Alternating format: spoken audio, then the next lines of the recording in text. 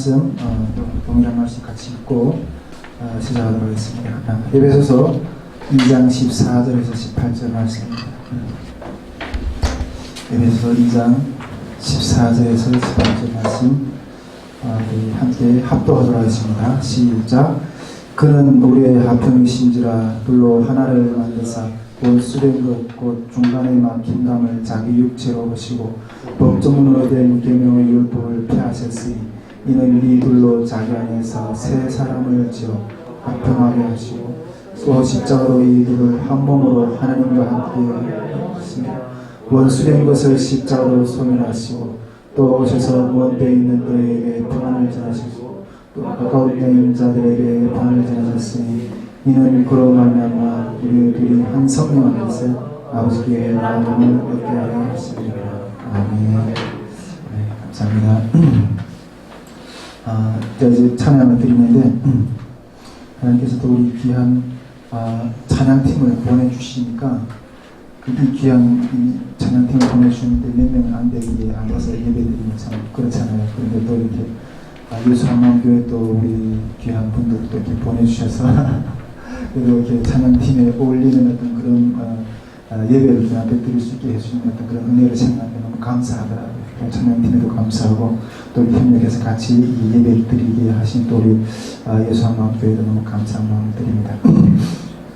예, 또 오늘도 강의 시작하기 전에 제가 오늘 또 한 두 가지 정도의 어떤 입장이랄까 그런 것들을 좀 묵상하면서 생각했던 부분들을 좀 잠깐 나누고 시작을 하려고 하는데요.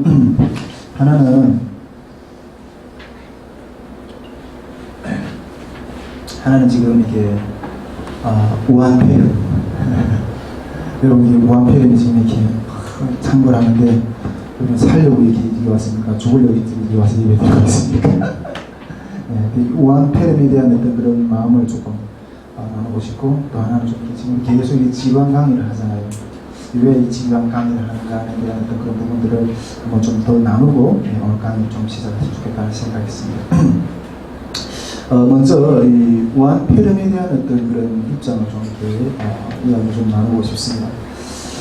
저는 이렇게 정부에서는 코로나19라고 이름을 하죠. 아니 저는 이렇게 굳이 계속 이렇게 우한폐렴이라고 이렇게 용어를 이렇게 붙이는데 저는 그 어떤 다른 유튜버들이 강의를 들으면서 이 우한폐렴이라고 그 명명하는 어떤 그런 부분들에 대한 이야기를 들었는데 저도 동의가 되더라고요. 보통 보면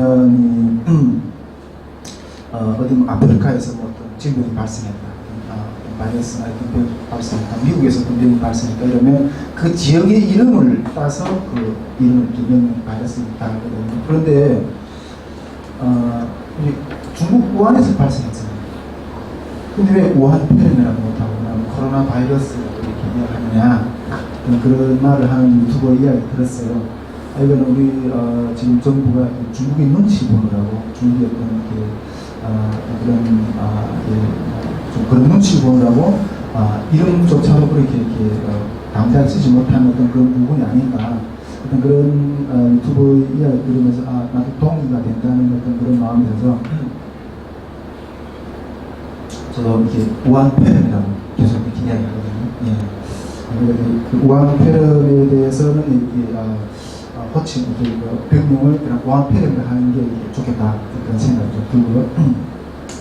근데 이 우한폐렴에 대해서 이게 주님께 받은 마음이 좀 있었던 것 같아요. 있었던 것 같은 게 있었어요. 근데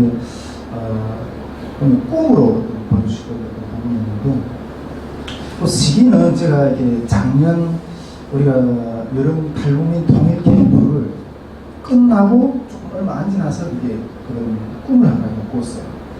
아마 그때쯤 하면 아마 한 10월 정도? 그때쯤 중국에서 아마 그 우한폐렴이 내부적으로 이렇게 발생이 시작되었던 그 시점이 아닐까.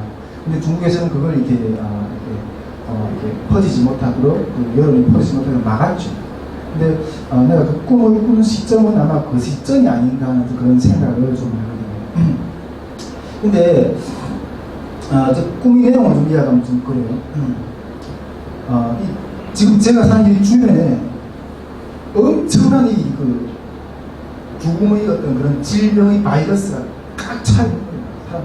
그게 다 전염이 돼서 그냥 전면할 수 있는 어떤 그런 그런 상황인데 그 바이러스의 그 질병에 걸리면 다 죽는 어떤 그런 상황인데 딱 한 곳만 살 수 있는 곳이 있었어요. 제 꿈에 보이는데 딱 한 곳만 살 수 있는 곳이 보이는데 그것이 어딘가 하면 캄선교회 그 예배 현장 있잖아요. 네. 캄선교회라고 혹시 아시나요? 네. 그 데이비드 차 선교사님이 예배한 캄선교회 그 예배 현장 거기만이 딱 살 곳이 있는 거예요. 캄선교회 여기서 저기 선교 그 기도 예배 현장에 여러분 가보신 분들이 있나요? 조그만 지하실이에요. 조그만 지하실에서 한 100명 가까이 모여서 예배 드리는지 모르겠는데 조그만 지하실이에요. 그런데 밖에는 그 질병으로 인해서 그 바이러스 질병에서 정말 사람들이 다 죽어나고 이러는데 딱 한 곳만 살 곳이 있는데 그곳이 그걸 어떻게 했어요? 거기 살 곳에 찾아 들어가야죠. 근데 숱한 사람들이 그곳에 들어가야만 사니까 걔는 막 몸부림치면서 몸싸움 하면서 거기 들어가려고 막 몸부림치면 근데 그 안에서도 사람이 꽉 차 있어가지고 못 들어오게 막는 거예요. 그런데 그걸 막 뚫고서 막 내가 들어갔거든. 뚫고서 막 들어가서 그 데이비드 차 선교사님한테 나를 암수해달라고 그런 꿈을 꿨어요. 저는 지금까지 그 꿈의 내용이 그 캄선교회하고 협력하는 어떤 그런 꿈이라고 제가 생각했어요. 그런데 어제 저녁에 오후에 이렇게 그 기도하면서 잠깐 있는데 그게 딱 생각납니다.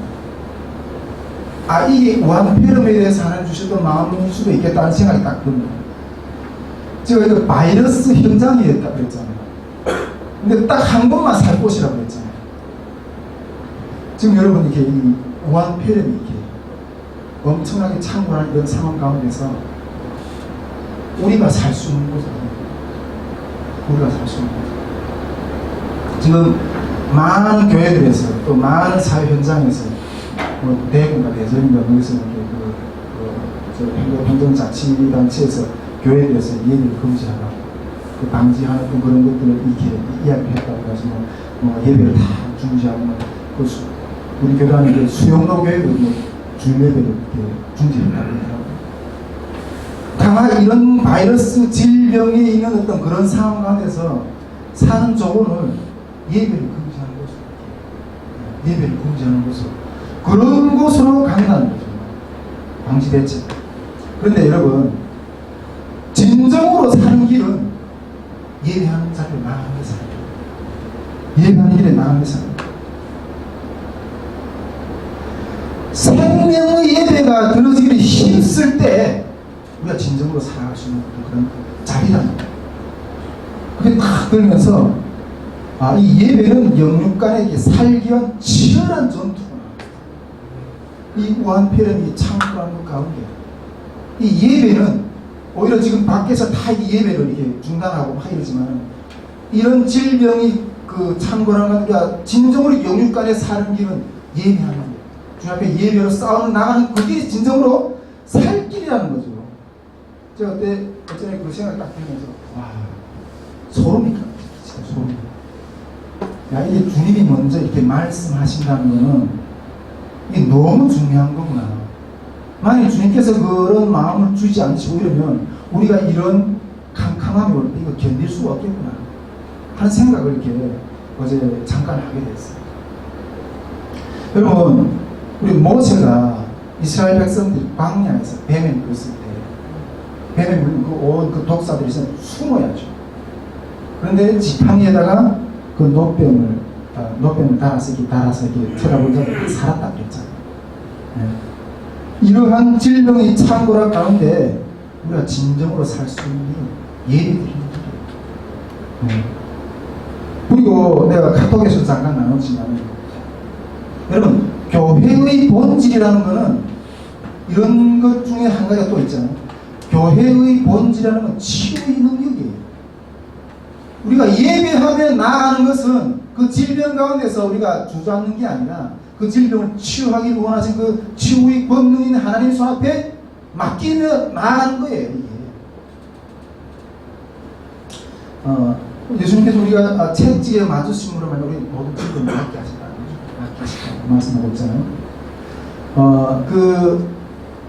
우리 애굽의 사망의 그림자가 그리웠을 때 문설주에 어린 양의 보혈의 피를 바른 집마다 그 죽음의 사망의 그림 넘어갔던 것처럼 우리가 예배를 드리는 자, 예수 그리스도의 보혈의 능력 아래서 모여서 기도하는 자에게 그러한 예배의 장소에 이런 죽음의 그림자를 넘어가게 하시고 넘어가게 할 뿐 아니라 우리들의 기도를 통해서 이 땅 가운데 있는 모든 질병의 어떤 그런 역사를 떠나가게 하는 능력이 있다는 거예요. 오늘 우리 정진 목사님께서 찬양하면서 그런 강력한 선포를 했는데 우리 이 시간 예배를 드리면서 이러한 선포가 일어나는 그런 예배가 되는 거죠. 우리 지난주에 우리 갈릴리 교회 천안 갈릴리 교회 강청들 엄청난 집회를 해서 집회. 그 목사님이 얼마나 성령이 충만한지 그 목사님이 그런 이야기를 하시더라고요. 손양원 목사님이 그 문둥병자들한테 가서 그 문둥병자들 그 발을 이렇게 막 씻어주고 이렇게 뼈로 핥아주고 이러면서 그 치료했다고. 그런데 그게 없는 게 아니라 오히려 치료하는 그런 역사를 했다. 우리 가운데 이 우한폐렴이라는 두려움입니다. 그런데 예수를 믿는 자는 보혈의 피를 의지하는 자는 이 우한폐렴에 대해서 두려워하지 않는다는 거예요. 그 질병에 있어서 두려워하지 않는다는 거예요. 그러면서 이렇게 믿음으로 치유의 역사, 어떤 그런 믿음이 이러한 질병이 창궐한 것 가운데 우리 가운데 더 강력하게 씌워주기를 주님 앞에 간절히 소망합니다. 저는 이런 시기에 좀 이런 마음도 좀 잠깐 생각이 들었어요. 솔직히 이런 험악한 어떤 이런 상황 가운데서 교회가 세상을 이길 수 있는 힘을 보여줘야 되는데 오히려 먹혔다고 생각해요. 앞으로 이거보다 더한 어떤 그런 고난이 닥쳐올 때 얼마나 우리 한국 교회가 이런 것들을 이겨나갈 수 있겠나 하는 어떤 그런 부분들에 대해서 참 마음이 아파요. 정말 많이 지는 어떤 그런 역사들이 일어나겠구나 하는 생각들 보면서 좀 생각하게 되는데 물론 다른 데서 다 그렇다 할지라도 우리 선교회만이라도 주님 앞에서 주의 보혈의 능력을 이제 전진해 나가고 우리 내일에 우리 간사 워크숍을 가는데 1박 2일로 가게 되는데 믿음으로 우리 가려고 합니다. 그런 믿음으로 가는 어떤 그런 믿음의 역사가 일어나서 이런 모든 질병 역사를 이기는 그런 주님의 영광이 나타날 수 있기를 간절히 소망합니다. 이게 현재 이게 무한폐렴을 마주하는 그리스도인들의 입장이 어떻게 되냐면 더욱 믿음으로 강건하게 세워져야 됩니다. 우리의 살 길은 예비하는 곳으로 나아가는 자리에 있다. 이것을 믿음을 더 강력하게 회복하기를 주 앞에 소망합니다. 또 그리고 두 번째로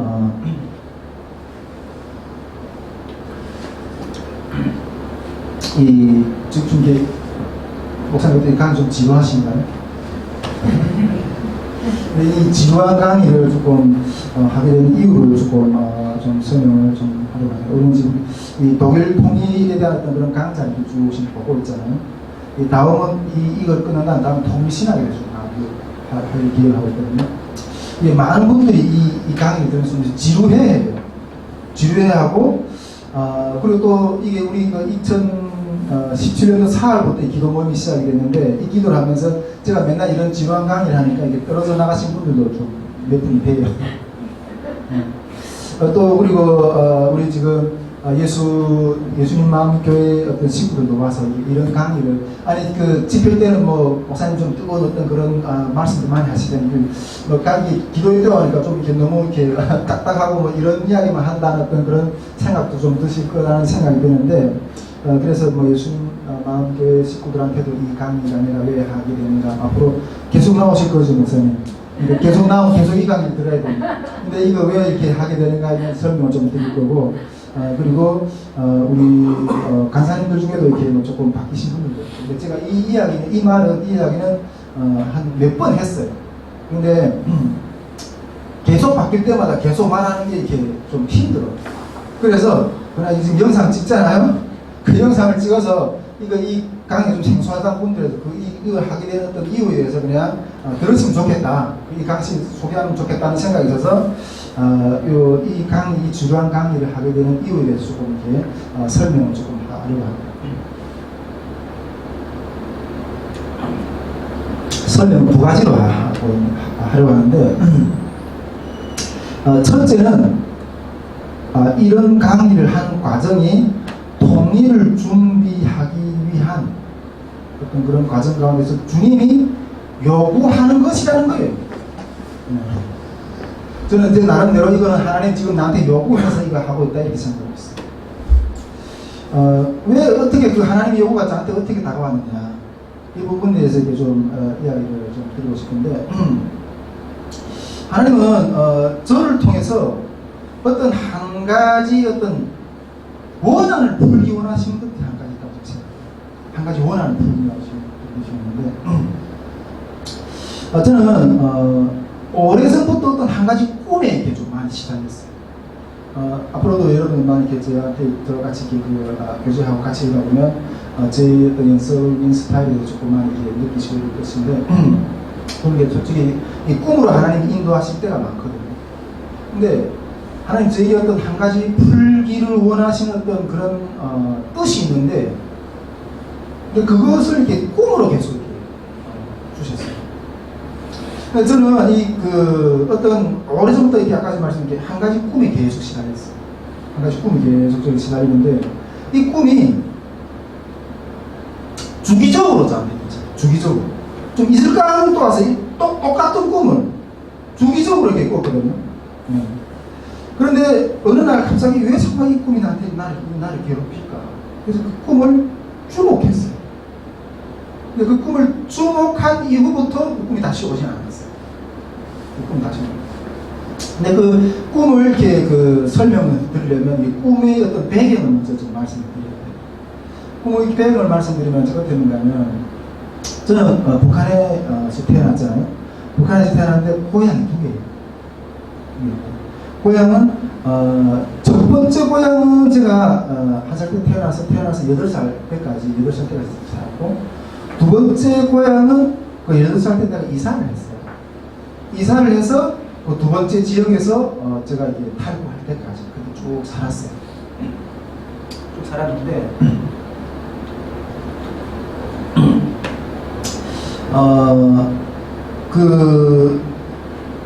꿈을 이렇게 왜 이렇게 이사를 하게 됐는가 하면, 왜 이사를 하게 되면 첫 번째 고향에서 제가 8살 옮겼잖아요. 왜 옮겼다 그랬잖아요. 왜 그 첫 번째 고향에서 이사를 하게 됐는가 하면, 우리가 첫 번째 고향에 살던 곳에 그냥 갑자기 이게 군사기지가 엄청난 큰 군사기지가 들어왔어요. 북한에서. 그 무슨 군사기지라는 것까지 말을 안 하겠어요. 엄청난 군사기지가 갑자기 들어가게 됐는데, 군사기지가 들어오면 그 지역에 살던 주민은 어떻게 됐어요? 이주를 해야죠. 그래서 그 군사기지가 들어오는 것으로 인해서 그 8살 때 거기에서 이제 몇백 세대가 이주했어요. 그 다른 지역으로. 군사기지가 있는 그 비율고 다른 지역으로 이주했어요. 이주를 하면서 이주한 곳에서 9살 때부터 제가 이렇게 살았거든요. 근데 여기서 말씀드리고 싶은 것은, 제가 첫 번째 살던 지역 있잖아요. 고향. 거기서 제가 태어났고, 그거에 대한 애착이 제가 너무 강해요. 너무 이렇게 애착이 상당히 강하거든요. 근데 그 첫 번째 태어났던 곳은 너무나도 살기 좋은 곳이었어요. 터전도 좋았고요. 우리 북한에 보면 이렇게 개인들이 이렇게 개인들이 땅을 이렇게 허락하지는 않지만은 개인집들이 따로 한 30평 우리 이 방에 한 절반만한 그 땅을 이렇게 텃밭을 개인들이 하면서 주거든요. 거기다가 배추도 심고 감자도 심고 옥수수도 심고 가위도 심고 이렇게 해가지고 야채도 심고 이렇게 해서 이런 땅을 이렇게 해먹거든요. 근데 그 첫 번째 태어났던 고향의 그 텃밭은 땅이 너무 좋았어요. 그래서 농사도 곡식도 잘 됐고, 그리고 이렇게 가축도 정말 개, 돼지, 고양이, 닭, 토끼, 소 엄청나게 키웠어요. 그러다 보니 그리고 거기는 이렇게 제 어린 적 소꿉질 친구들 너무나도 이렇게 좋은, 그리고 그 첫 번째 고향 전체적으로 이렇게 잘 사는 동네에서 그 지역마다 어떤 지역들은 못 사는 동네가 있고 못 사는 지역이 잘 사는 동네가 있잖아요. 그래도 나름대로 뭐 밥술이나 먹고 사는 어떤 그런 동네였어요. 그런 동네였고, 그러다가 거기에서 이 군사기지가 들어오면서 이주하게 됐잖아요. 그러다가 9살 때 내가 다른 고향, 다른 나중에 탈북할 때까지 살게 되었던 그 지역에서 살게 됐던 거죠. 근데 거기 살게 됐는데, 근데 이 두 번째 고향은 너무나 척박한 곳이었어요. 너무나 척박한 곳이었어요. 그래가지고 그 척박한 곳 안에서 정말 이렇게 갑자기 이주하니까 집도 없고, 여러 집들이 다니면서 격방살이를 하고, 이런 텃밭을 받았는데 그 텃밭도 되게 이렇게 척박했고, 상당히 고생을 많이 했어요.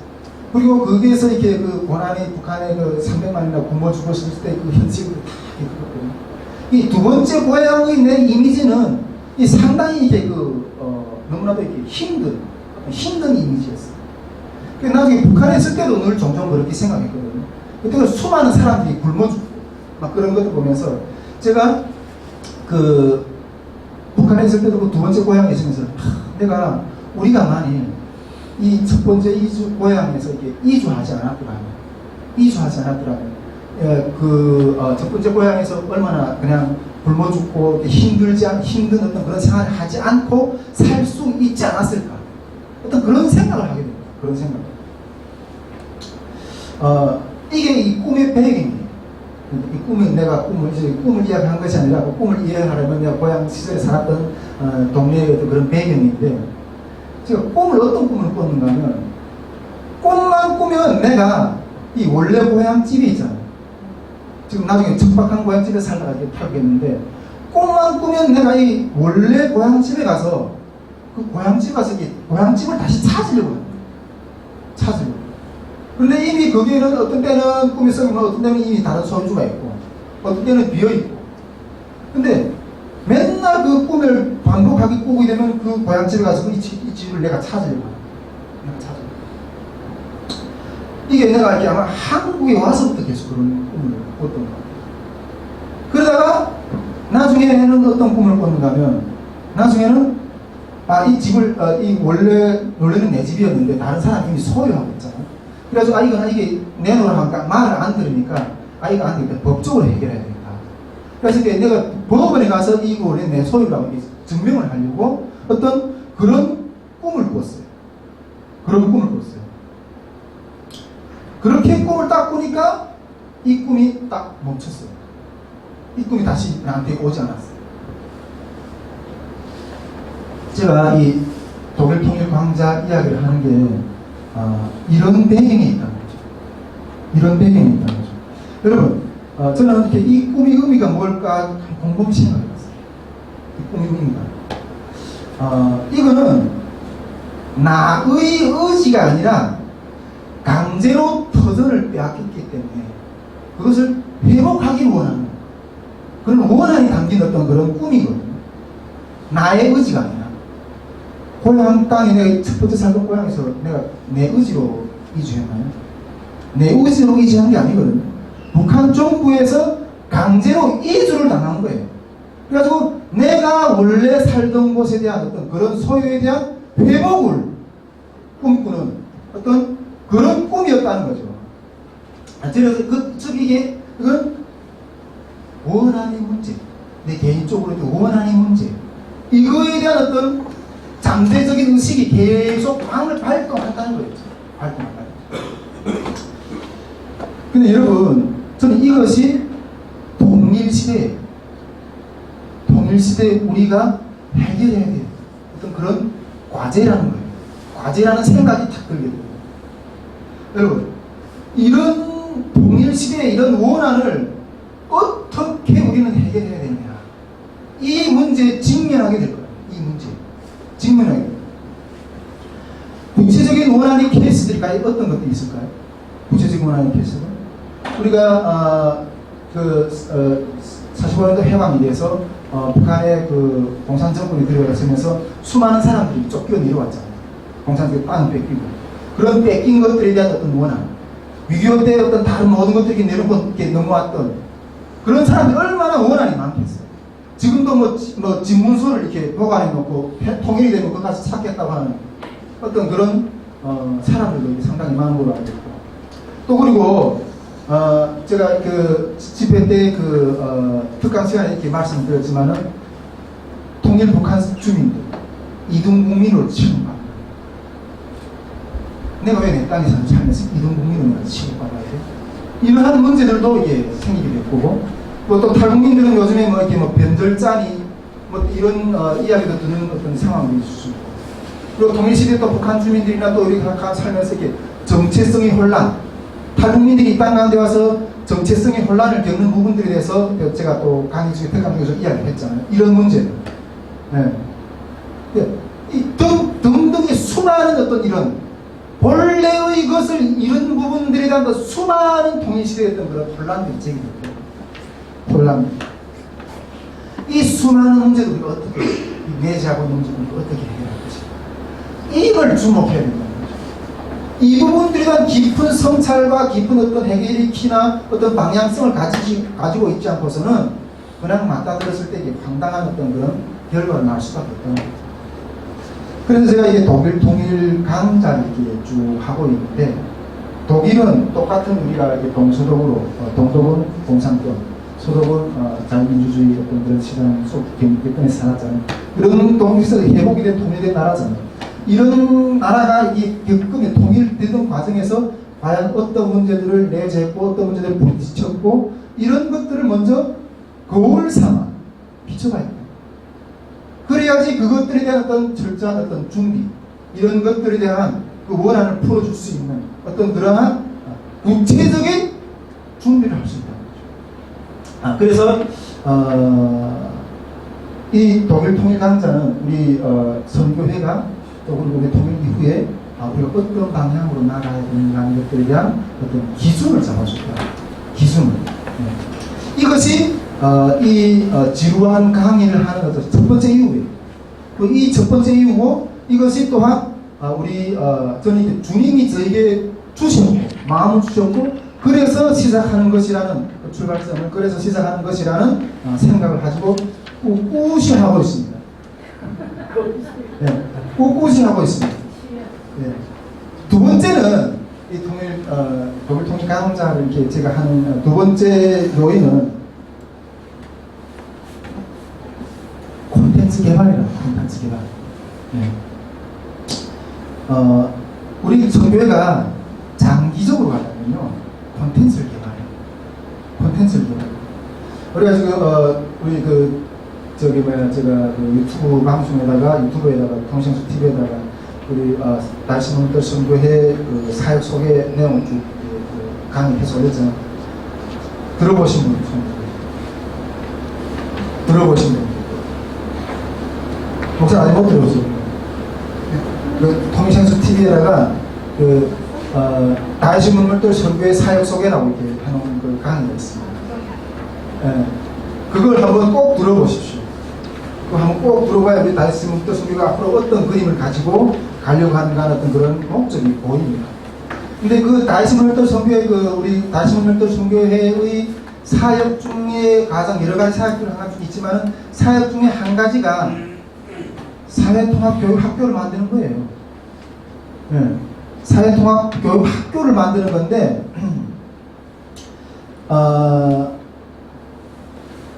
그 사회통합교육학교를 만드는 이 권력이 여기서 나올 거라.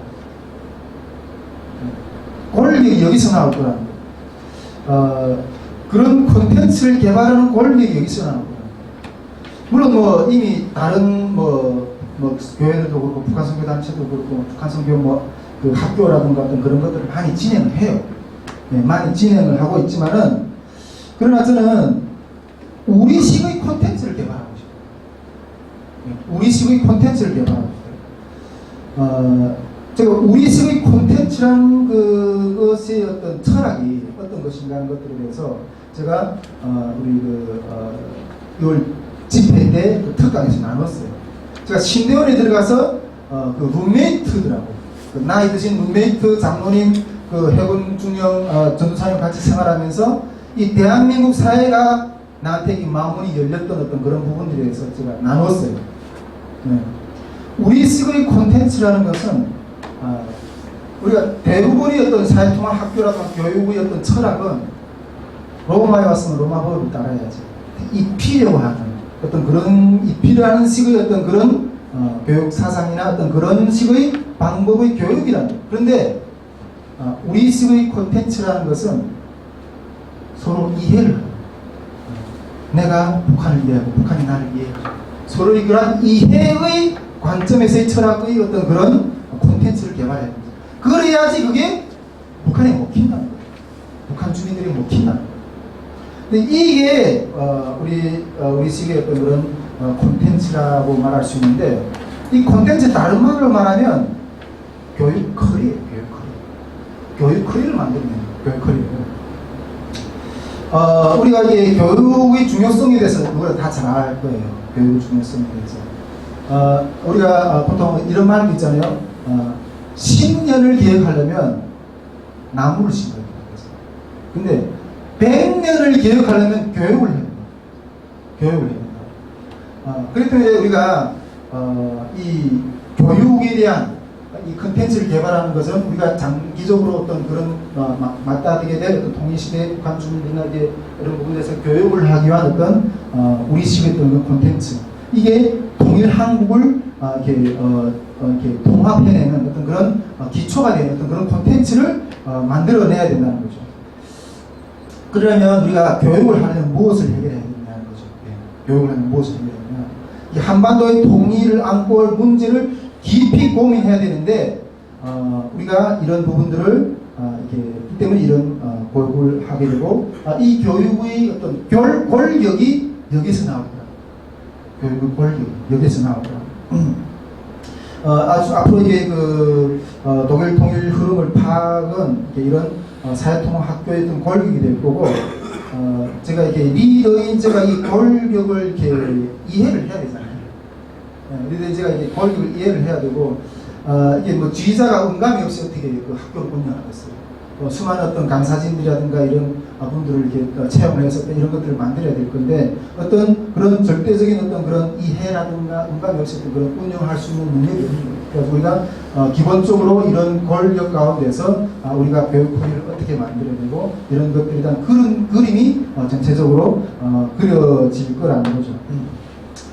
그런 것으로 여러분 이게 조금 힘든 강의라 할지라도 우리 성교회의 어떤 장기적인 앞날을 생각하면서 좀 감수하면서 들어줬으면 좋겠다 하는 어떤 그런 말씀을 여러분들한테 이렇게 드리게 됩니다. 우리가 당장은 이렇게 말씀 집필을 하면 이렇게 뜨거운 어떤 열정이 있을 수 있어요.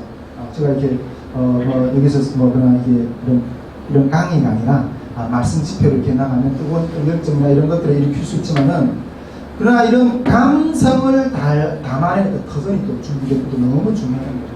네. 그래서 여러분도 우리가 이런 기도의 자리에 나오는 것은 통일 한국이 100년을 다지는 일이라는 그런 마음을 가지고 이렇게 나왔으면 좋겠다는 생각을 합니다. 정말 이 감성과 이 냉정한 사고가 이렇게 함께 걸어가는 함께 가는 어떤 준비되어가는 어떤 그런 기도회가 되고 어떤 선교회가 되기를 원하고 우리가 물론 지금 단지 이렇게 예배 드리는 일이 무슨 어떤 통일 한국을 세우는 어떤 그런 밑거름이 될까 이렇게 생각하고 예배자에 혹시 제 강의가 흥미없다고 이렇게 빠질 수도 있는데 그렇게 생각하지만 우리가 이 자리에 나와서 예배를 참가하고 같이 함께 기도하고 같이 강의 듣고 이게 통일 한국이 100년을 건축하는 그런 사명을 감당하고 있다는 걸 여러분 명심해야 됩니다. 네. 이거 조금 재미없다고 너무 지루하지 말고 지금 얼마 내가 지금 백돌 한 잔 한 잔 이 기도의 자리에 나와서 하는 게 백돌 한 잔 한 잔 쌓아가는 어떤 큰 역할을 하고 있다는 것을 여러분 잘 명심하고 사명감을 가지고 이 자리에 나오셔야 됩니다. 네. 처음에 우리 성산교회 우리 기도회 성산교회 식구들이 이렇게 위주로 해서 했는데 그때 제가 이렇게 기독교 영성사를 공부했어요. 기독교 영성사를 좀 공부하니까 이게 북한 성경이 무슨 상관이 있느냐 그래서 이렇게 힘들어했어요. 그때도 동일한 이야기를 하면서 우리가 통일 한국의 100년의 기초를 높여서 지금 이거 한다고 하면서 그러면서 제가 이렇게 강의를 하고 기도를 해드리면서 여러분 우리가 끝까지 인내하면 우리 하나님의 귀한 영광의 열매들을 보게 될 겁니다. 여기 오늘 제가 강의를 하기 앞서 조금 정리해드리고 싶은 어떤 이야기를 여러분과 좀 나눴고요. 근데 목사님 이 강의를 이렇게 고집하고 이렇게 나가려고 하는 어떤 그런 마음에 대해서 조금 이해가 됐습니다. 감사합니다. 네. 자, 이어서 오늘 강의를 좀 시작하도록 하겠습니다. 우리 지난 시간에는 그 동독의 어떤 그 정치, 경제, 사회, 군사 이 부분을 이 울리브리트 시대의 이 면을 지금 보고 있거든요. 그 지금 지난 시간에는 울리브리트의 집권 기간, 그다음 양력, 권력 장악, 그다음 정치까지 보았어요. 지난 시간에. 오늘은 이 울리브리트와 경제, 울리브리트 시대에 49년도에 그 울리브리트라고 동독을 국가를 건국해서 혼액혈과 74년도까지 그 집권 기간 동안 이 동독의 경제 상황이 어떻게 흘러가는가 하는 것들에 대해서 오늘 좀 보려고 하는데, 그 내용은 첫째로는 점령국 통치 시대 경제의 정책이거든요. 그 점령국이 지금 소련 쪽에 동독은 소련이 지금 점령하고 있잖아요. 이 점령국이 소련이 있을 때의 어떤 동독의 경제가 어떤 상황으로 흘러가는가는 것들을 좀 먼저 보고, 요것은 내용은 공산국가 경제원칙, 보면 토지개혁, 농업, 공업, 국유화, 그다음 소련 배상금, 화폐개혁 이런 내용도 있고요. 두 번째로는 새로운 경제정책을 도입하거든요. 1950년대 초에.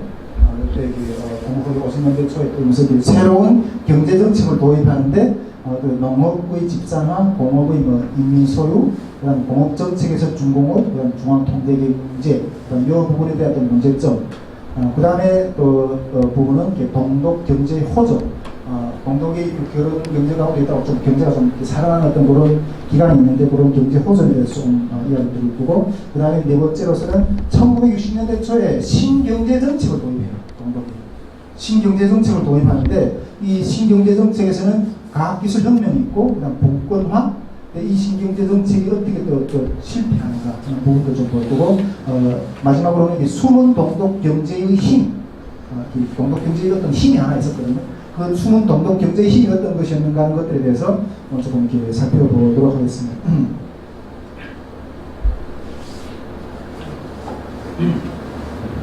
첫째, 점령국, 즉 소련 점령국 통치 시대 경제 정책이 어떻게 되었는가 하는 것들에 대해서 좀 살펴보려고 하는데, 이 부분은 제가 이게 동서정부 수립할 때 이때 내용에서 조금 이렇게 설명을 했어요. 근데 이 전체적인 경제 흐름을 좀 파악을 하려면 이 부분도 좀 다시 좀 이렇게 재점검하고 이렇게 들어가고 싶은데, 이 점령국 통치 시대 경제 정책을 먼저 좀 보도록 하겠습니다. 첫째는 공산국가의 경제 원칙은 소련이 일단 점령을 하고 있으면 공산국가잖아요. 소비에트 공산국가인데, 이 공산국가의 경제 원칙은 이게 첫째는 이게 개인 소유를 인정하지 않잖아요. 개인 소유를 인정하지 않는 그런 부분이라는 것들을 여러분도 다 잘 아시고 계시리라고 생각합니다. 개인 소유를 인정하지 않는 거죠. 이것이 민주주의 사회와의 가장 큰 차이입니다. 우리 자본주의 사회에서는 개인의 소유를 일단 인정하잖아요. 그 소유의 복권이라든가 이것들에서 모든 것을 하지만, 이 공산주의 사회주의 국가는 개인 소유를 일단 부정해요. 이런 맥락 가운데서 어떤 기본 원칙들이 있는데, 이런 것 가운데 먼저 이게 토지개혁을 단행해요.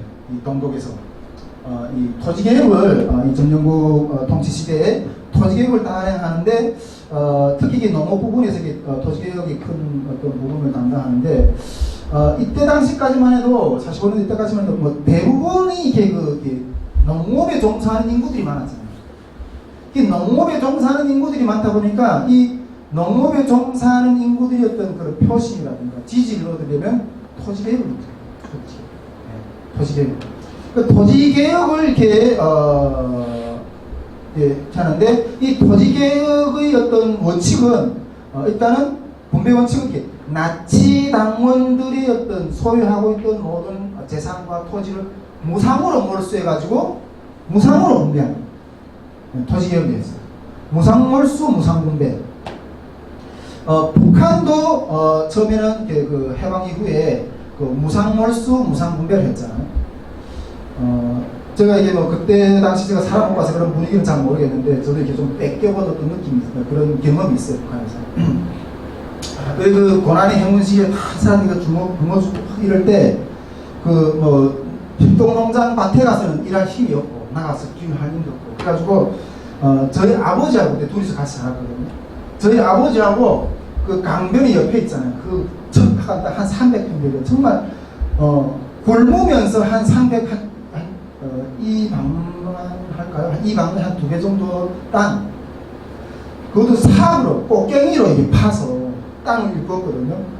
땅을 일궈가지고 이렇게 그 고랑을 탁 내가지고 그 옥수수를 심었어요. 옥수수를 정말 다른 농장밭에 가서 일을 안 해도 그거 배를 그거 앉으면서 그 가을에 여기서 날 소출을 그 기대를 하면서 그 허기진 배를 끌고 가고 여름 내내 끝나가서 갖고 오거든요. 그 누가 도둑질 가지고 탈까봐 뭐 어디 멧돼지가 와서 그 씨를 파 먹을까봐 그래서 지키면서 그렇게 했는데 물론 뭐 시원한 어떤 그런 열매는 이렇게 옥수수를 심었는데 열매는 이렇게 맺히지 않았지만은 그래도 그나마 그걸 조금 어느 정도 수확이 있었어요. 근데 이거 개인이 한 거라고 농장에서 몽땅 뺏어가네. 홀랑 뺏어갔어. 근데 요즘에는 이렇게 그 북한에서 어떤 그 이렇게 개인농들이 이렇게 그 텃밭을 이렇게 해가지고 이렇게 한 걸 조금씩 허용을 한다고. 근데 그때 그렇게 1년 내도 그렇게 흑신 배를 끌어안고 이렇게 했던 걸 이렇게 뺏긴 느낌이 너무나도 이게 힘든 거예요.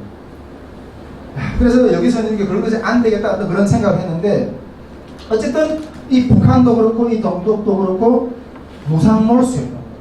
무상으로 뺏겨본 경험이 있었어요. 이게 한 이야기. 무상으로 분배했다는 거죠. 동일시대에 나중에 이게 북한이 토지를 어떻게 할 겁니까? 제가 어제 그 성산교회에서 프린트한 자료를 아마 한 10,000매 이상 찍은 것 같아요. 자료를 면태해서 총신대 그 도서관에 가서 이렇게 막 그 자료를 찾아나가 확 했는데 이 통일시대 그 북한의 토지를 다시 재분배를 해야 되는 이 부분에 대해서 이 동독도 이걸 다시 그런 걸 했거든요. 이게 상당히 머리 아픈 어떤 그런 작업이 어떤 그런 것인데 저는 이게 우리 할아버지랑 우리 할머니나 이렇게 그 일제 때 그 분홍을 했대요. 분홍이라는 게 이게 지주보다는 조금 땅이 적은 사람입니다. 머슴도 조금 집에서 이렇게 좀 몇 명을 그 좀 쓰고 그랬대요. 우리 집이. 그래서 우리 집이 이거 북한에서 모범치한대 가족이 돼서 거기 출세를 못했어요. 저희가. 근데 나중에 통일이 되니 내가 부자 된 게 아닌가. 그럴 수도 있지 않을까 이런 생각을 해봅니다. 네. 어쨌든 이 동독은 무상으로 몰수해서 무상으로 분배를 했다.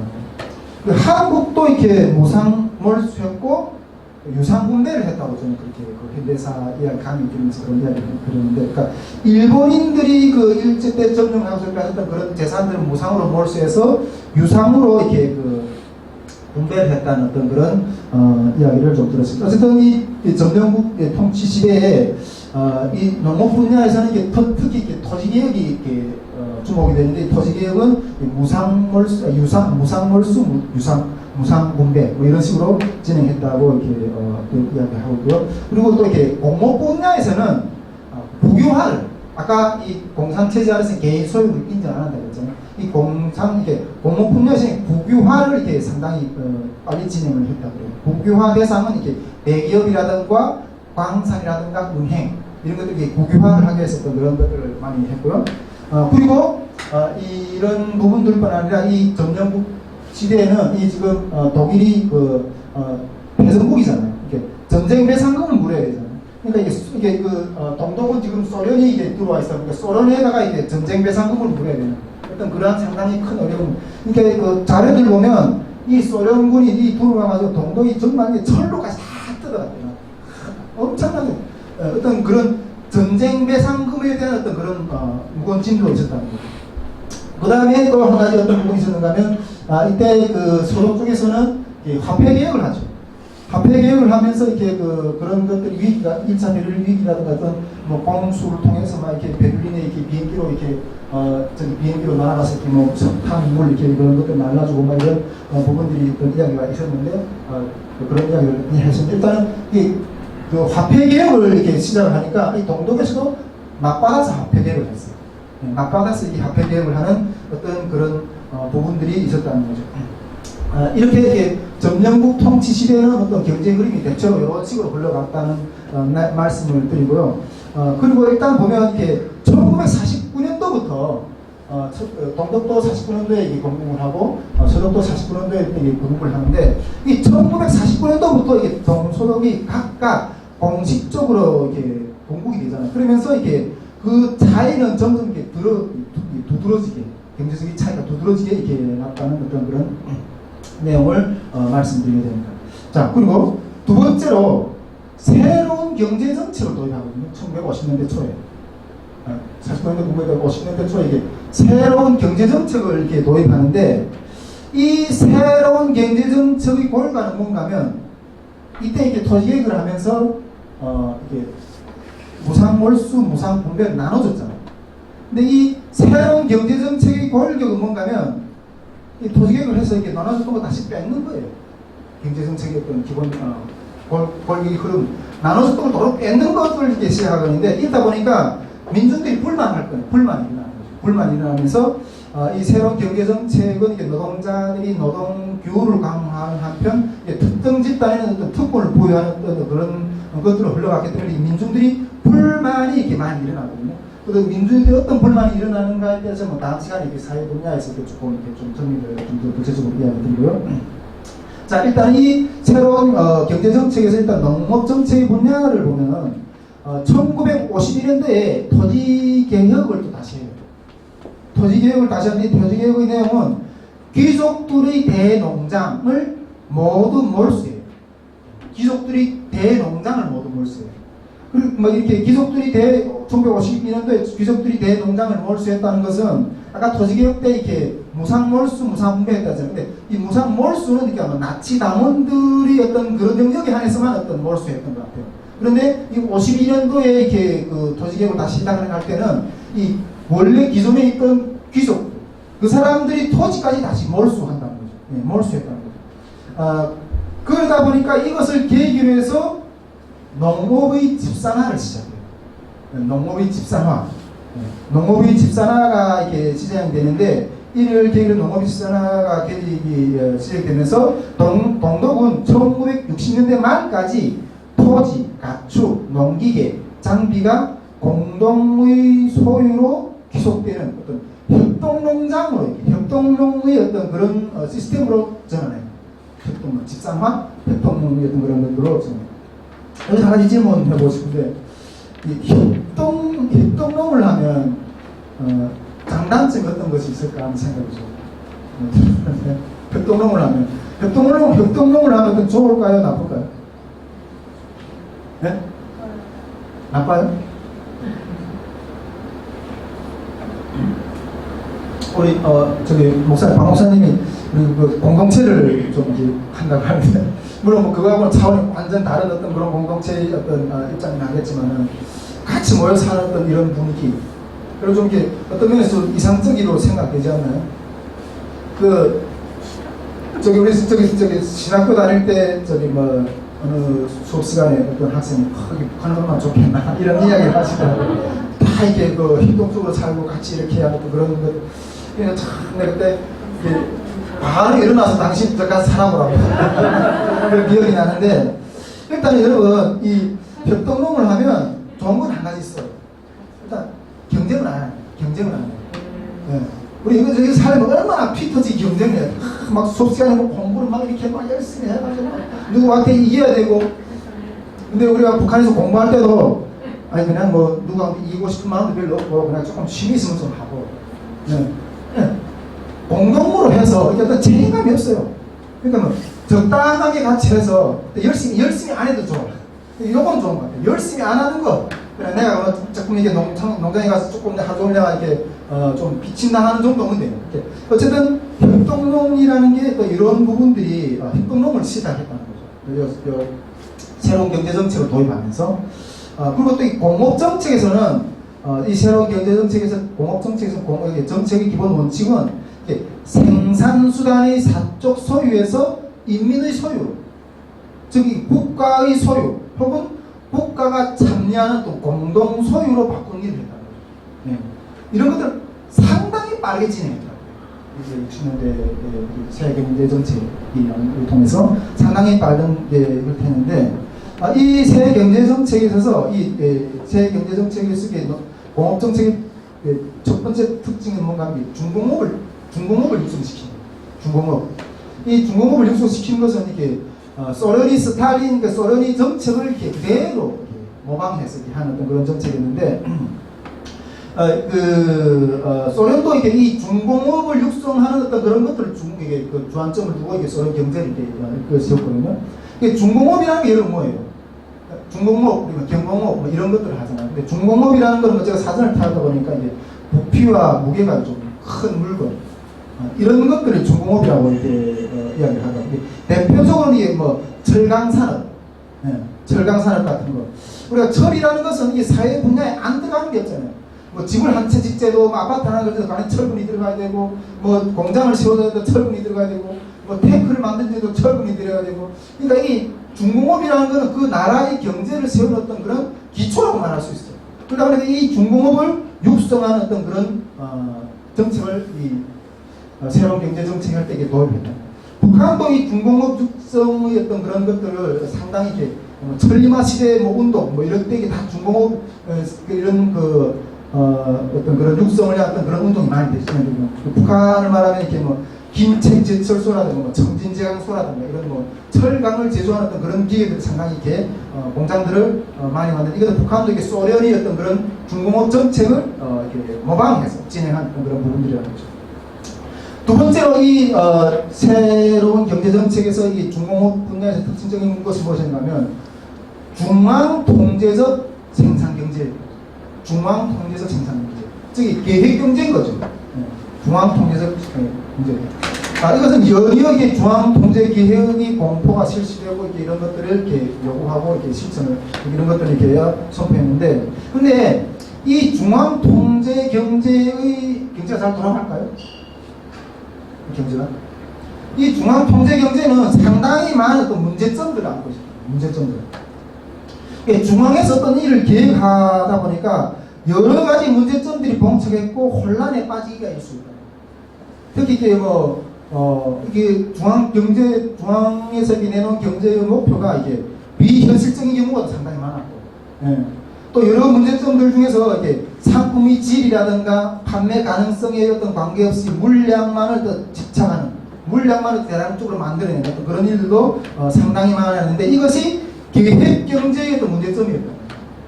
우리가 그런 사례들 좀 많이 보잖아요. 우리가 가까이 보면 이렇게 우리 계획 경제라는 게 이게 좀 감이 오나요? 이렇게 계획 경제가 어떤 경제의 어떤 생활 시스템인가 그래서 중국에도 지금 많이 이렇게 대학 개방을 한다고 하지만은 상당히 아직도 그런 중앙 정부가 이렇게 계획해서 했던 그런 것들이 상당히 많이 남았잖아요. 뉴스나 이런 신문 자료들 보니까 중국의 유령 도시들이 이 아파트에 새로 지어나는 유령 도시 중에서 6천 몇백만인가 6천 몇백만 채, 몇십만 채도 아니고 6천 몇백만 채의 집들이 새로 져놓고 살지 않는 거예요. 거기다 6천 몇백만 채를 지으려면 그게 돈이 얼마나 들어가요? 그런 유령 도시들이 이렇게 지도 강의하는 유튜브 강의 보는데, 이렇게 계획 경제를 목표와 이게 현실이 차이가, 현실적인 어떤 현실화가 없이 하는 어떤 그런 부분들이 많다는 거죠. 근데 제가 요즘에 갑자기 그런 생각이 좀 드는데, 우리 교회 운영의 시스템이 계획 경제가 아닌가 좀 그런 생각이 좀 딱 들어요. 교회 운영 시스템이 그런 계획 경제가 아닌가 그런 생각이. 그래서 교회는 이렇게 연말에 되면 내년도 예산을 짜고 예산으로 또 어떤 사업을 하고 뭐 이렇게 하고 이렇게 하잖아요. 근데 그것 외에는 일체 다른 것들이 이렇게 작동을 못 하는 거죠. 어떤 생생한 어떤 그런 사업들이 막 일어나오면 이렇게 뭔가 이렇게 내가 저 교회 가서 뭐 북한 선교 어떤 그런 이렇게 어떤 아이디어가 있어서 좀 펼쳐보려면 연말을 기다려야 돼요. 그래서 연말에 가서 우리 이곳 예산 좀 타주십시오. 근데 연중에 얼마나 수많은 어떤 그런 변화들이 있어요. 이런 것들에는 죽어있는 거예요. 죽어있는 거예요. 저번에 내가 지지난주인가 저기 갈릴리 천안 갈릴리 교회 갔는데, 아니 이 갈릴리 교회에서 지금 전체 성도들 모아놓고 지금 북한 선교 모금을 하는 거예요. 모금을 하는데 모금이 한 달에 한 1,000만 원 정도 나온 것 같아요. 나온 것 같은데, 이거 적극적으로 이번에는 이 단체 이렇게 분배합시다. 막 이렇게 그 자리에서 나를 시작하고 이야기를 하는 거예요. 근데 가만히 깜짝 놀랐어요. 근데 이제 그냥 감리교니까 그렇게 가능한지 모르겠지만은, 보통 이게 연말에 계약을 써가지고 다 이렇게 하거든요. 근데 이 큰 교회가 갑작스레 계획이 없는 어떤 그런 것들을 막 순간적으로 사람들께 몇만 이렇게 모금을 이렇게 헌금 이렇게 작정을 해가지고 이렇게 헌금하라 막 이러는데, 와, 그걸 보면서 와, 이게 과연 역동적인 거구나. 역동적인 거구나는 느꼈어요. 이 계획 시스템 가지고 있는 교회들에서 볼 수 없는 역동성. 그걸 딱 보고. 그러니까 내가 요즘에 딱, 이 교회 운영 시스템이 거의 북한 자유주의 계획 경제나 이런 것이 비슷하다는 느낌을 요즘에 좀 생각하게 되는데, 우리 선교회도 앞으로는 이런 계획이 아니라 역동적인 것, 이런 것으로 솔직히 내일 우리 강사하고 워크숍을 가는데 연말에 우리가 계획했던 게 아니에요.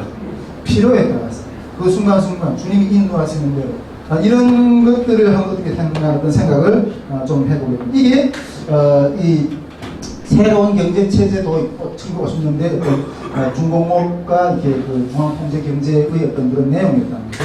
자, 그 다음에 어떤 문제점이었고, 그 다음에 세 번째로는 이렇게 동독 경제가 호전을 좀 잠깐 겪은 60년대 초에 이 부분은 먼저 간단하게 이야기를 좀 하고 싶은데, 이전에는 이게 경제 시스템 자체가 완전히 이렇게 악조건이었던 그런 구조잖아요. 이게 성장할 수 있는 성장 동력이 없는 구조잖아요. 그리고 이때 당시에 이게 동독에서 이렇게 서독으로 수많은 사람들이, 기술자들, 인력들이 탈동독을 하거든요. 탈동독을 하는데 그런 상황에서는 경제적인 구조가 이렇게 발전할 수 있는 그런 성장 구조가 아니에요. 그런데 이때 61년도에 베를린 장벽이 딱 막았었거든요. 베를린이 장벽을 딱 막아버리는 거 가지고, 근데 더 이상 이렇게 탈동독을 할 수 있는 상황이 아니에요. 그래가지고 이런 기술자들이 더 이상 이렇게 서독으로 못 넘어가서 좀 보존이 돼가지고 서독 경제가 이때 호황으로 조금 이렇게 호전이 된지는 모르겠네 하겠지만은, 어쨌든 이게 베를린 장벽이 이렇게 세워진 이후부터 동독 경제가 살짝 이렇게 오르게 돼요. 이 부분은 요 정도만 이야기하고, 그 다음에 네 번째로서 1960년대 초 신경제 정책 도입에 대해서 조금 이야기를 더 나누도록 마치도록 하겠습니다. 1960년대 초에 다시 여기 신경제 정책을 도입을 하거든요, 동독이. 이 올리브리트 시대에. 이 1960년대 초만 해도 벌써 이게 서독하고 동독은 경제적인 차이가 이때만 볼 때부터 해서 벌써 이 동독하고 서독이 경제적인 차이가 확 벌어집니다. 네. 이 동독은 아까 말씀드린 중앙 집권 경제잖아요. 근데 서독은 이렇게 분권화 경제, 이렇게 자유민주주의, 그러니까 시장 경제 어떤 그런 시스템이잖아요. 그러다 보니까 이게 60년대 초반부터 이 동독 경제하고 서독 경제의 경제적인 차이가 확연하게 드러나요. 북한도 제가 봤을 때 60년대 말까지는 한국보다 잘 살았어요. 어떻게 인정하십니까? 한국보다 잘 살았어요. 우리 마태님하고 저하고 한 20년 차이거든요. 한 20년 차인데, 우리 마태님이 어릴 때 자랄 때까지만 해도 상점에 가면 이 사탕이 후쿠바에서 들어오는 단가리 사탕이라, 이게 북한은 이게 여름에 이게 냉방 기술이 잘 안 돼. 노관이래 가지고 이게 다른 물건을 사면 사탕 같은 거 덤으로 이렇게 줬대요.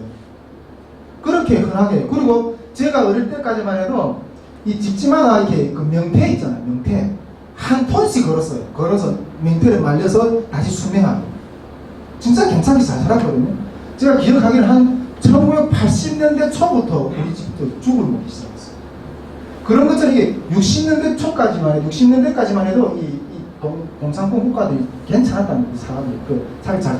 근데 그런 것처럼 어쨌든 그 동독도 이렇게 그 60년대 이 소독은 그보다 좀 더 빨리 그런 것들 진행이 돼요. 소독과 동독의 그 차이는 그게 더 빨리 이게 진행이 된 거죠. 그런데 역전이 됐던 거죠. 예, 확실히. 근데 그러면서 이게 1963년도에 이 동독은 이 소독하고 계속 경제적 격차가 벌어지니까 우리도 경제 정책을 좀 바꿔야 되겠다 이런 생각 가지고 좀 경제를 끌어올리기 위해서 신경제 정책을 1963년도에 선포해요. 신경제 정책을. 이런 분위기 속에서 이게 신경제 정책을 변화를 소독을 따라가기 위한 어떤 그런 변화를 시도해서 신경제 정책을 실천하는데 이 신경제 정책에는 두 가지가 있어요. 그것이 뭔가 과학기술혁명, 그 다음에 분권화를 진행해요. 이 과학기술혁명은 이것을 통해서 이게 동독에서 사회적으로 이게 상승 기회가 열리는 것처럼 이렇게 상당히 좀 많이 보여요. 이건 뭐 이 정도로 간단하게 좀 말씀을 드리고 두 번째로 이 신경제 정책의 두 번째 포인트는 분권화예요. 이 분권화라는 것은 이 기존의 어떤 경제 정책하고 완전히 반대되는 정책이거든요. 기존에는 어떤 정책이 있었어요? 중앙집권화의 정책이 있었잖아요. 중앙집권. 근데 이게 신경제 정책은 분권화를 시작했다는 거죠.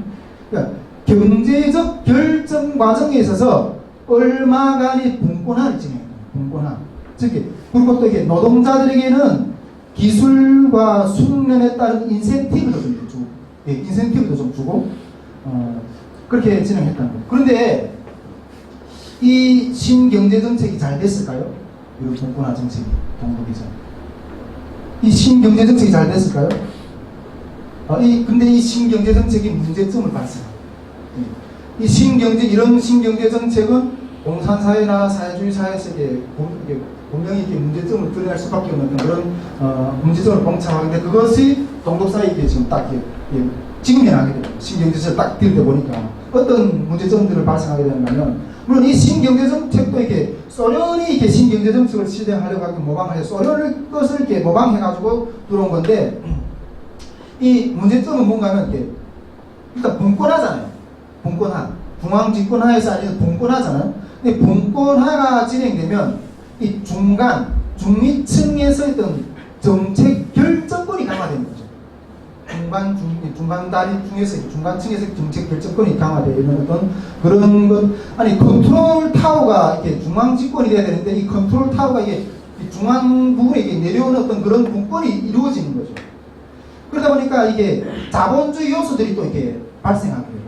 그러니까 이윤이라든가 상여금을 지급이 이게 생산 증가의 수단이에요.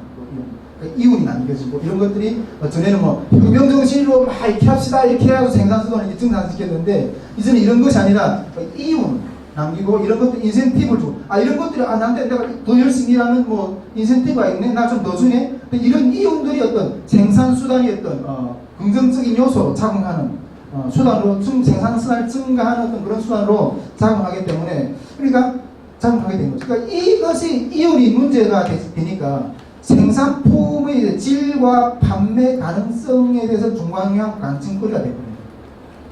이윤을 통해서 그러니까 생산성 이윤을 통해서 생산품의 질을 또 따지게 되는 거예요. 또 판매에 대해서 따지게 되는 거예요. 그러니까 어떻게 되겠어요? 뭐가 상승하겠어요? 물가 가격이 상승하는 거예요. 물가 가격이 상승. 그러니까 이게 이 신경제 정책을 딱 실천하다 보니까 분권화를 진행하니까 이윤이 막 생기면 그러니까 물가가 막 튀어오르는 거예요. 그래가지고 이 동독 정부가 세 번이나 이 가격 상승을 어떤 제어하기 위해서 계획을 실시해요. 세 번이나. 그러다가 결국은 근데 이것을 넘어야 되거든요. 이것을 극복해야 되거든요. 근데 이것을 극복을 못해요. 근데 결국은 이렇게 돼서 이렇게 신경제 정책이 동독에서는 실패하고 넘지 못하거든요. 근데 여러분 이것이 민주화의 과정이에요. 민주화를 이루려면 이것이 분명히 이런 부분들이 넘어가져야 되거든요. 이것이 넘어져야지 통과된 사회가 이런 과정이 통과된 사회가 민주화가 되는 어떤 그런 사회가 되는 거예요. 제가 한국이나 대부분 다른 어떤 시장경제 국가들 이런 부분이 다 넘어갔기 때문에 이런 것들을 시장경제가 탄탄해지게 됐는데 제가 이제 그 정규제 TV를 이렇게 좀 경제 뉴스나 이런 것들은 그런 것들 좀 많이 보거든요. 근데 그 TV를 통해서 그런 우리 한국 사회에서 민주화되는 그런 과정 이야기를 좀 쭉쭉 들었거든요. 근데 이런 이야기를 하더라고요. 일단은 물가에 대한 가격 통제는 해야 돼요. 물가에 대한 가격 통제는 해야 되거든요. 그러니까 필수적인 일부 물가들 있잖아요. 필수적인 어떤 일부 물건들 있잖아요. 이런 것들은 가격을 통제를 해줘야 됩니다. 그리고 어떤 거 있어요? 뭐 쌀이라든가 물이라든가 전기라든가 교통비라든가. 근데 이런 것들은 가격을 그냥 국가 통제하지 않고 그냥 이렇게 내버려두면 이 국민 생활을 완전히 유지할 수가 없는 거예요. 그러다 보니까 박정희 시대 그랬나요? 박정희 시대라고 이렇게 그렇게 얘기하는데 일단은 쌀 가격을 통제를 해야 됩니다. 쌀 가격을. 네, 쌀 가격을 통제를 하다 보니까 농민들이 이런데 또 땅을 가지고 쌀을 만들어서 농사를 해서 쌀을 했는데 그게 가격이 똥값이니까 그것을 가지고 못 살잖아요. 요즘도 우리 대한민국이 농경지가 작아서 외국에서 쌀 수입하나요? 우리 대한민국도 쌀을 수입하는 국가라고 알고 있어요. 쌀을 얼마든지 우리가 가지고 있는 땅에서 쌀을 심으면 농사를 하면 얼마든지 충분할 텐데 그걸 해가지고는 도저히 수지가 안 맞으니까 그 농경지에서 꽃재배하고 특정한 게 이렇게 가격을 이렇게 낼 수 있는 그런 생산을 하게 되는 거예요. 그러다 보니까 이 농민들이 농사를 안 짓게 되고 일자리가 없어진 거예요. 그래서 대거 이렇게 도시로 공장으로 몰려오잖아요. 대거 도시로 공장으로 몰려오니까 공장이나 도시나 농장 같은 게 공장 같은 경우에는 아마 이거 완전히 노동력이 엄청 싼 거예요. 네. 내가 지금 같은 경우는 노동조합 단합해서 이렇게 한다 하지만은 엄청난 어떤 인력들이 모아서 싼 인력들. 그러니까 그 싼 인력의 그 노동자들이 어떤 생활 형편, 어떤 그런 싼 노동력 이렇게 하니까 얼마나 그 생활 조건이 열악했겠어요. 근데 그런 열악한 것 가운데서 민중봉기가 일어납니다. 이렇게 불 지르시고 그 이름 뭐예요? 그 청년이.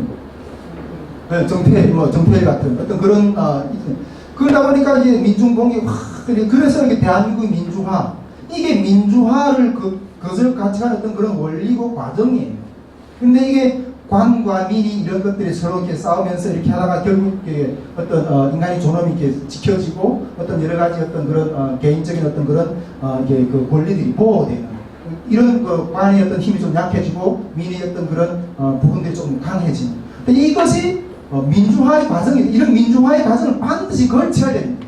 그래가지고 대한민국도 그런 것들을 걸쳐서 지금 오늘날 어떤 이렇게 시장 경제의 어떤 탄탄한 어떤 토대를 만들고. 근데 이 동독 같은 경우는 이런 것들이 안 된다는 거예요. 네, 안 된다는 거예요. 북한은 어떻게 해요? 북한이 지금 장마당 경제가 막 이렇게 진행된다고 그러잖아요. 장마당이 활성화될 수 있도록 놔둔 것 같아요. 장마당이 이렇게 장마당에서 다 어느 정도 선에서 막아요. 네. 북한이 이 동독처럼 이런 신경제 체제를 도입할 수 있을 것 같아요. 이런 신경제 체제를. 네. 이거는 공산사회, 사회주의 사회가 모순되는 어떤 그런 정책인 거예요. 그래가지고 북한도 학폐개혁을 2번 했죠. 학폐개혁을. 제가 90세 제가 군복무 시절에 93년도인가 그때 한번 학폐개혁을 한번 했고 그 후에도 한번 학폐개혁을 했는데 그 개인들이 돈이 다 개인들 안에 국가 은행에 맡겨진 게 아니라 개인들이 있다 보니까 이 개인들이 돈을 뺏어야 되겠다. 국가에 환수해야 되겠다. 이래가지고 가장 적합한 방법은 뭐예요? 화폐개혁인 거예요. 화폐개혁을 한번 훅 해버렸어요. 그리고 만약 내가 100만 원 가지고 있다면 바꿔주는 돈이 한 10원 요 정도밖에 안 바꿔줬어요. 완전히 개인이 가지고 있는 돈이 완전히 실장이 돼버린 거예요. 완전히. 그런 것을 2번 단행했어요. 2번 북한에서. 그러니까 북한 주민들이 이거 북한 돈을 믿고 있었다. 이건 안 되겠구나. 그러다 보니까 안전자산을 옮겨간 거예요. 네. 달러라든가 중국이 위안화라든가 이런 것들은 변하지 않잖아요. 우리가 좀 이렇게 경제적으로 이렇게 상황이 어렵다 이러면 야 이게 우리 하나가 어떻게 될까 몰라서 건물을 산다든가 어떤 그런 안전자산으로 옮겨가는 어떤 그런 그런 일들 많잖아요. 그런 것처럼 북한도 북한 주민들 이게 어쩌면 이게 그 북한 돈이 이게 안전자산이 아니라 이게 그 정부 자체를 믿을 수 없는 거죠. 그러다 보니까 이게 위안화라든가 달러로 바꿨거든요. 근데 북한은 더 이상 화폐 개혁할 수 있는 능력이 없어요. 아니 북한이 이제 화폐 개혁을 하려면 위안화 개혁을 하든지 달러 개혁을 해야 돼요. 그래. 근데 북한이 스스로 뭐 달러 개혁, 위안화 개혁 할 수 있는 힘이 있어요? 안 돼요. 그러니까 이게 북한은 이런 동독에서 했던 이 신경제 체제 같은 것을 이렇게 도입할 수 있는 능력이 안 됩니다. 이것이 사회주의 사회가 갖고 있는 가장 본질적인 모순이에요. 이게 모순이 되는 거죠. 이렇게 이 동독에서 신경제 체제가 이게 모순이 되다 이렇게 딱 생각하고 이제 63년도에 신경제 체제를 도입했었는데 그런 어떤 부작용 때문에 1967년도에 다시 사회주의 경제 체제로 수정했거든요. 사회주의 경제 체제로 수정했거든요. 그러니까 동독의 정치 지도자들은 이 63년대 이게 그 신경제 체제를 통해서 정치 분권화를 시도를 한번 해봤잖아요. 근데 이 경제 분권화가 예의치 않은 어떤 정치 분권화, 민주화를 동반할 수 있다는 걸 딱 발견합니다. 그래서 딱 이렇게 막아버렸어요. 여기 신경제정책, 60년대 신경제정책의 도입을 하는 건데 나중에 북한 사회는 이런 부분들이 도입이 돼야 되고 이런 부분이 더 활성화되는 어떤 이런 방향으로 끌어가야 됩니다. 요 정도 했고 마지막으로 숨은 동독 경제의 힘이 있어요. 이름에도 불구하고 이 동독 경제가 상당히 무너질 때까지 경제가 탄탄했거든요. 숨은 동독 경제의 힘이 있는데 오늘 시간 너무 많이 가서 그걸 안 하고 다음 시간에 하겠습니다. 오늘 강의는 이 정도로 마치겠습니다. 참여하고